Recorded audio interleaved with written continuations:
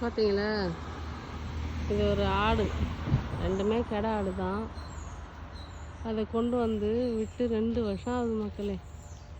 2 வருஷமா குட்டியாக இருந்தது. இந்த வேலிக்குள்ளேயே தான் இருக்கும். பாவமாக இருக்கும் எனக்கு வந்து பார்க்கும்போது.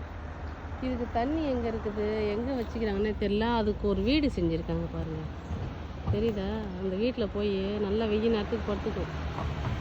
காலையில் நான் வேலைக்கு போகும்போது பார்ப்பேன், 5 மணிக்கு பார்ப்பேன், ஏந்து மேயும். அது என்ன ரகமான ஆடுன்னு தெரில. 5 மணிக்கு குளிரில், நல்ல குளிரில் மேயும். ஆனால் வந்து வெயில் நேரத்தில் படுத்துக்கும். நம்ம ஊர் ஆடெலாம் எப்படி வெயிலில் மேயும், நைட்டில் படுத்துக்கும். இப்படியா இது வாழ்க்கை போகுது மக்களே.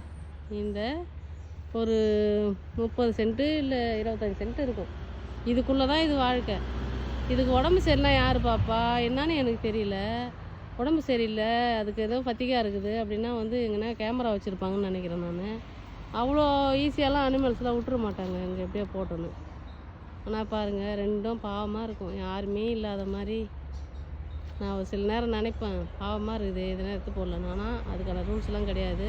எதுவும் வாங்கி வந்து போடக்கூடாது, அது நம்ம தொடக்கூட கூடாது. இதுக்குள்ளே நம்ம எதுவுமே போகக்கூடாது. பாருங்கள், கம்பி வேலி, அதுக்கு ஃபென்சிங் போட்டிருக்காங்க பார்த்தீங்களா, கம்பி வேலி. அதை யாருமே தொட முடியாது போய். அது மாதிரி வாழ்க்கை கிட்டத்தட்ட என்ன மாதிரியே சிக்கின்னு கிடக்குது ஃப்ரான்ஸில். வழி இல்லை போல இருக்குது அதுக்கு. நம்மள அது ஃப்ளைட்டில் போயிட்டு வந்துடுறோம். பார்த்தீங்களா, இவங்க 2 பேரும் அண்ணன் தம்பியா என்னான்னு தெரியல. ஓகே, வாழ்க்கை வளமுன்னு அவங்க வாழ்க்கை இன்னும் சிறப்பாக இன்னும் கொஞ்ச நாள் ஓடட்டும். வெளியில் இருந்தால் சில வேலை கறியெல்லாம் ஆக்கிட்டு இருப்பானுங்களோ, இது உள்ளே இருக்கிறனால தப்பிச்சு தோணும் கூட நினைப்பேன் ஒரு நேரம். ஓகே, பாருங்கள்.